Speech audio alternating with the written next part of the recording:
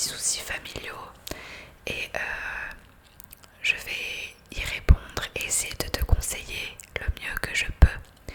Tout ça de manière totalement anonyme. Alors si jamais tu as envie de me raconter ton histoire, tu peux le faire via Instagram. Donc je t'invite à me suivre sur mon compte Instagram Lueur d'ASMR. Le lien sera dans la description. Et tu mets le hashtag les lueurs demandent au tout début du message, comme ça je sais que c'est un message pour cette vidéo là. Et je traiterai ton histoire dans une prochaine vidéo. Donc on va commencer avec une première histoire. Bonjour Lueur, j'espère que tu vas bien. En fait, moi mon histoire, enfin c'est plutôt un problème, c'est que je suis très très timide. Je n'arrive pas à, par exemple, aller acheter des bonbons à cause du fait de parler au vendeur. J'arrive pas à parler à la fille que j'aime. Enfin voilà, j'espère que tu pourras m'aider. Entre parenthèses, j'adore particulièrement ta chaîne d'ASMR et j'espère que tu auras tout compris.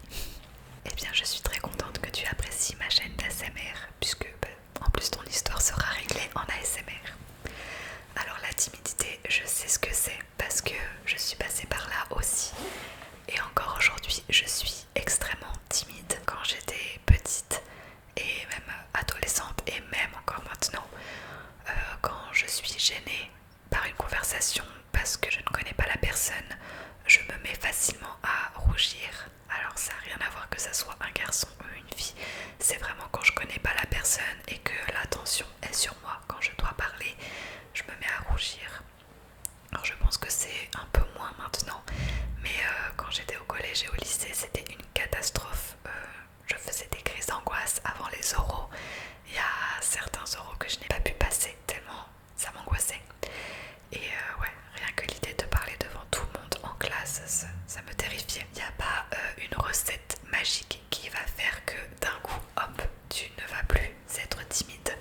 Ça prend du temps et selon ta personnalité, ça va prendre plus ou moins de temps. Pour ma part, quelque chose qui m'a beaucoup aidé, c'est de prendre des cours de théâtre. Donc j'en ai fait pendant 3 ou 4 ans, je m'en souviens plus exactement, au moment du lycée.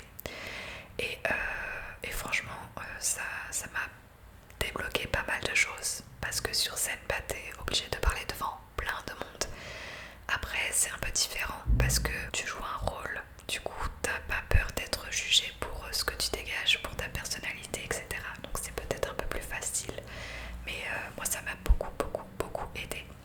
Donc si tu as des troupes de théâtre, soit dans ton collège ou ton lycée ou juste dans ta ville, tu peux te lancer là-dedans, ça pourra t'aider déjà.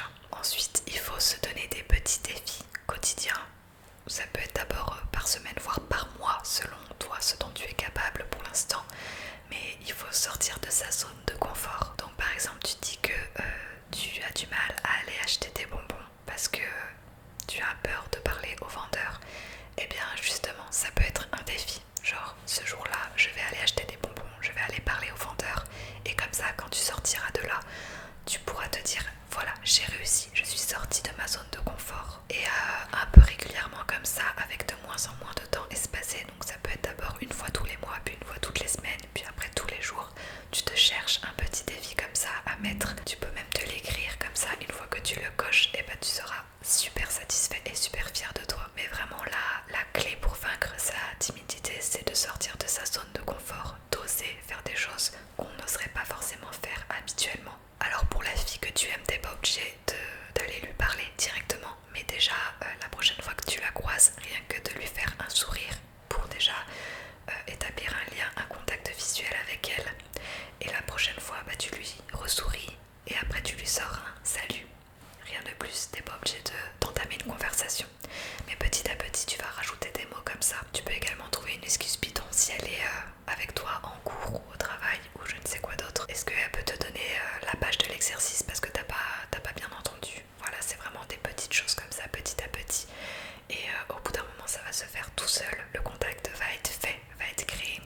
Et tu vas pouvoir engager après des vraies discussions et pouvoir apprendre à la connaître et la laisser apprendre à te connaître. Donc voilà, en gros mes conseils c'est sortir de ta zone de confort en te mettant des petits défis. Ensuite si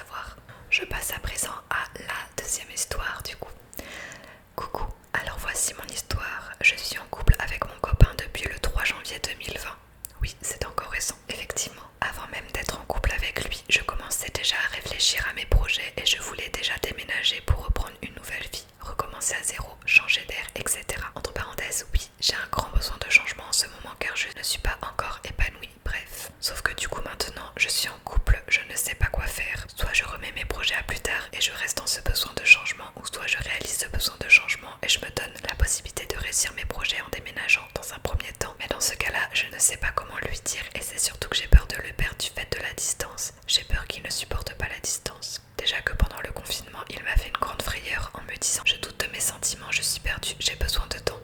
Même si là, depuis ça va mieux, on en a discuté, c'est le confinement qui lui est monté à la tête et le fait de ne pas se voir, ce qui est compréhensible. Mais tu vois, depuis ce moment-là, j'ai peur d'aborder le sujet du déménagement. Surtout que d'après ce que j'ai très bien compris, si je déménage, il ne sait pas s'il le supporterait à la distance. Et le truc, c'est que lui, il a encore un an d'études à faire avant de pouvoir bouger. Voilà, je ne sais pas quoi faire et ça fait déjà un moment que je remets mes projets à plus tard. Désolée pour les longs messages, mais il n'y a aucun souci. Ton message date déjà d'un petit moment, donc bon, je ne sais même pas si tu es encore en couple avec ce garçon depuis. C'est vrai que fin janvier, c'était assez récent, donc c'est vraiment un début de relation. Alors, je suis un peu partagée parce que le fait qu'il te dise pendant le confinement qu'il commence à avoir des doutes et tout, si déjà au bout de 3 mois il a ce genre de discours alors que au bout de 3 mois de relation normalement c'est censé être encore tout passionnant, etc. Voilà, une relation qui commence un peu avec des complications, en général c'est pas bon. Après, comme tu l'as dit, il y a eu le confinement. Et le confinement, on va dire que tout ce qui s'est passé pendant le confinement, c'est un peu un cas exceptionnel. Alors, soit les couples sont restés H24 ensemble, et forcément c'est pas des conditions habituelles, c'est pas des conditions normales, on a tous besoin d'avoir nos moments à nous, et forcément il y a sûrement eu des mots plus hauts que d'autres, des énervements, des disputes peut-être plus fréquentes, mais on va dire que c'est normal puisque le confinement n'a vraiment pas aidé et du coup on va dire que cette période de confinement est un peu à mettre entre parenthèses. Et à l'inverse, eh bien, il y a eu les couples qui ont l'habitude de se voir régulièrement et qui là ne pouvaient pas se voir, et forcément là aussi ça a été compliqué. Le manque a peut-être créé des doutes chez certaines personnes. Donc bon, le fait qu'ils mettent ça sur le dos du confinement, oui, pourquoi pas, c'est totalement probable, surtout si depuis ça va mieux. Du coup, voilà, on va dire que c'était à cause du confinement. Après, tu me dis que tu as ces projets depuis quand même pas mal de temps, que t'as jamais osé franchir le pas. Sache que le bonheur ne passe pas par quelqu'un d'autre. En fait, le bonheur, c'est se suffire à soi-même, c'est être capable d'être heureux seul.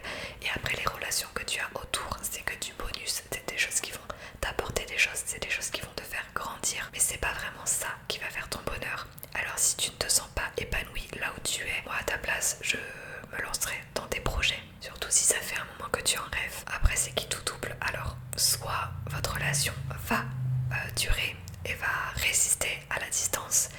Donc en plus tu me dis il a encore un an d'études. Un an c'est pas énorme, surtout si vous arrivez à voir pendant les vacances ou assez régulièrement. Honnêtement c'est faisable. Ou alors soit votre relation ne tient pas à la distance, ce qui est totalement possible. Je pense que du coup il y aura une leçon à en tirer. C'est que l'un ou l'autre n'était pas fait pour les relations à distance.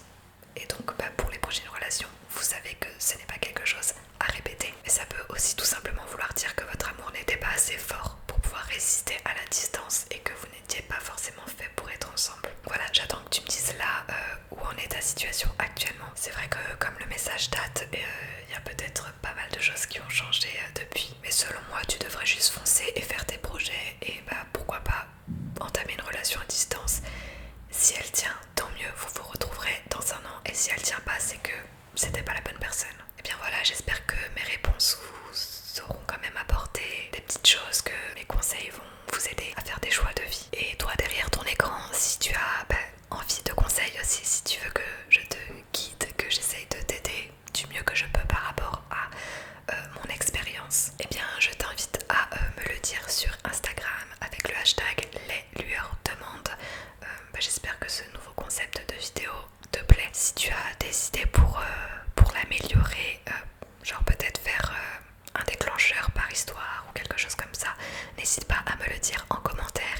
Si ça t'a plu, tu peux également laisser un pouce en l'air, tu peux t'abonner si c'est toujours pas fait. C'est vachement important pour nous les vidéastes, ça récompense notre travail, ça montre que ça vous plaît et forcément c'est source de motivation, même si je prends extrêmement plaisir à tourner mes vidéos ASMR. Et voilà, n'oublie pas de le faire s'il te plaît, ça me tient vachement à cœur. Sinon je te retrouve demain pour le live et vendredi prochain pour une